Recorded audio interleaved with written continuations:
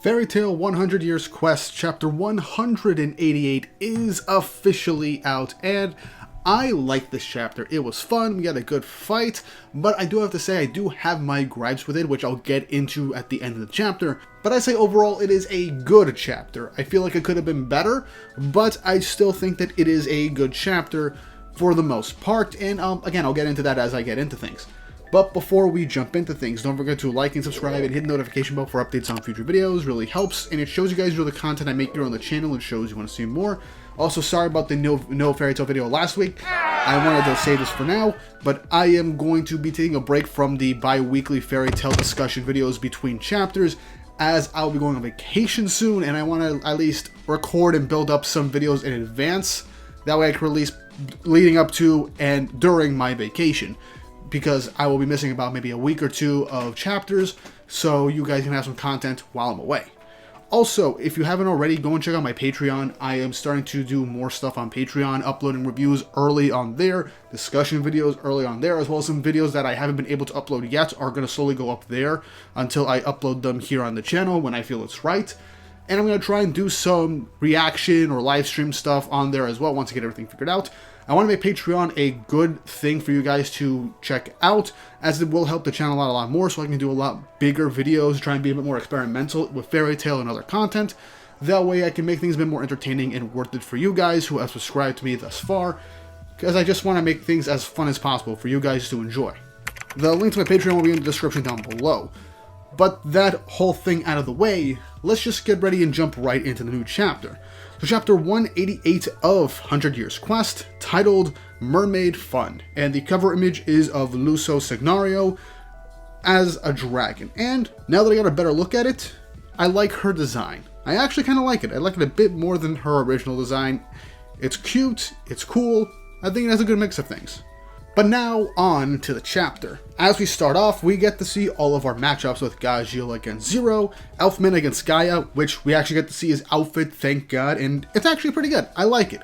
Not too flashy, but it fits Elfman's personality the most out of most of his designs in the entire manga, and I really dig it. Mira against Demon, and lastly, we are focusing on this chapter, it's Juvia versus Gate. And Juvia has finally made sure that Meredy is okay. Meredy tells Juvia that she doesn't understand Gate's magic, but Juvia tries to reassure her that everything's going to be okay. Meanwhile, in her head, she is kind of frustrated because she actually meant to go to where Gray was, but she couldn't abandon and ignore Meredy in this situation regardless, but she's sure that Gray is probably alright. And then she goes into one of her lovey-dovey delusions, thinking that Gray wants to see her as soon as possible, with Meredy confused as to why Juvia is just having an outburst like this, thinking it's Gate's magic, which he refutes.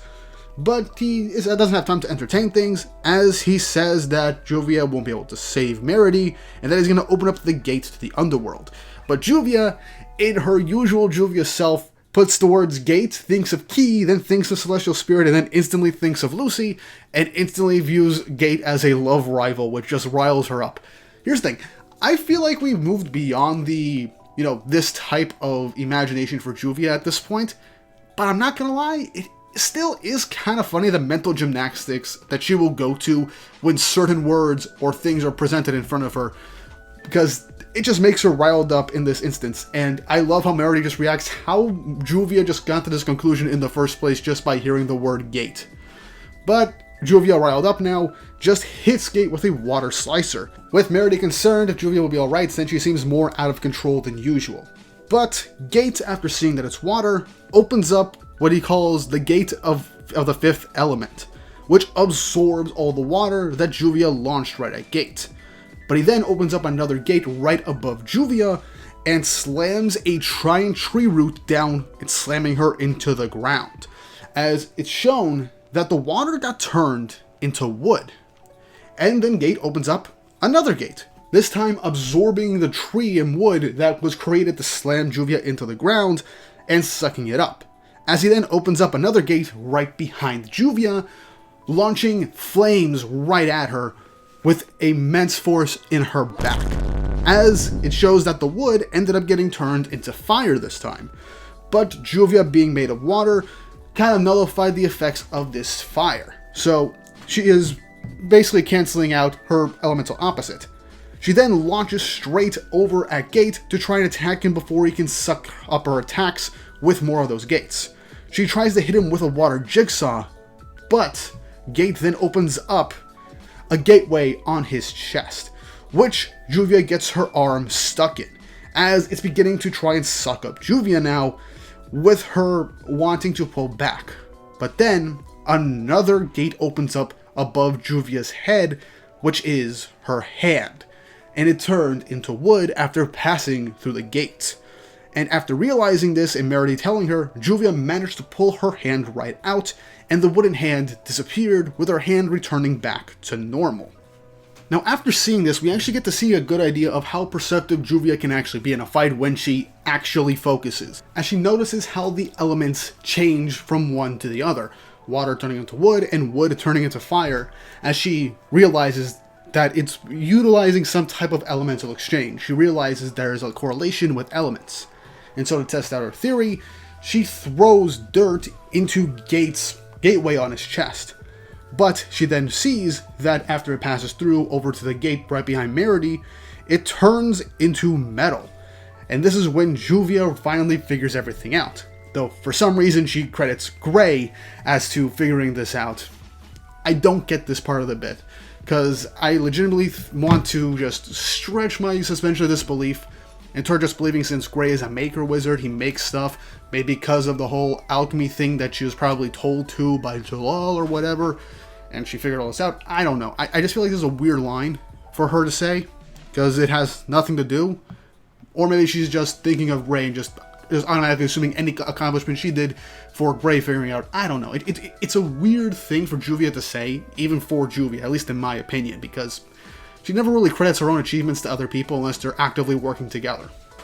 But she shows her knowledge of the elements as she realizes how this elemental gateway works, as she knows the 5 elements of wood, fire, earth, metal, and water. That's also the fact that the gateways have 5 points. It's a pentagram, and so each gate will most likely represent the different elements changing from one another, as she saw how each of the elements were changed after one particular element went into each individual gateway. But she starts to think, what good would this do with water anyway, and what could water even do? She doesn't even get a power-up from water, considering she's not a Slayer-type wizard, so more water doesn't automatically give her a power boost. And she even laments, saying that she kind of wishes Lucy were here, because she can command water. Also, it is interesting if this was something that brought Team B here. It would be interesting if she told people that Lucy got Aquarius' key back. So maybe this is why Juvia is instantly thinking of Lucy in this instance and using her key on the water. Though, it could just be a bit of a stretch by me. Still, really fun callback. But Juvia then begins to realize something as Gate opens up his final gate that he calls the Realm of the Dead, as multiple decaying arms begin to stretch out and try and grab onto Meredy and Juvia to pull them in. As he goes on to explain what will really happen to them if they pass through the gate, as once they go in, it'll turn them into corpses and they will end up crumbling to dust, as it will siphon off all their life force and magical energy. Which is actually explains why Meredy did not die instantly. He commended her for having such a strong life force, so that is most likely why she didn't die instantly from going in the gate. But as the two of them are getting dragged into the gateway, Juvia decides to go all or nothing. As she then uses Water Slicer, I assume, to cut up some of the wood in the area and throw it into one of the gates. Obviously, she turned herself into water so she can break free from the grasp of the hands of the Realm of the Dead.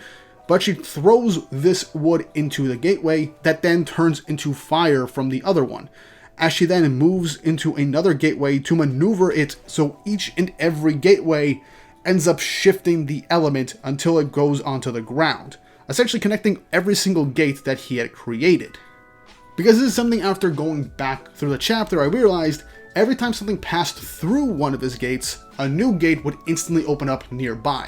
So Juvia, all she had to do was throw an element in, watch it absorb an element, then another gate would open up, shooting another element, and then she would end up trying to grab another gate, and then create another element through that. So she used his own ability against him in order to kind of siphon off his different ways of avoiding her attacks.